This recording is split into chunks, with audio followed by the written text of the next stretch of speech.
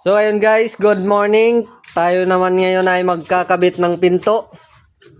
Ginagawa na ni Pare yung hamba.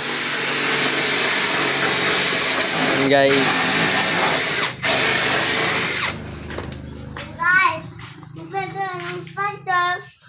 At nandito yung pinto natin na ikakabit.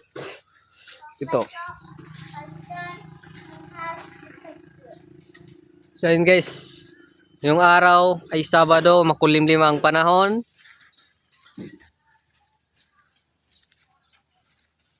Tayo magkakabit ng pinto sa Kirumiro. Uy, bakit picture ako?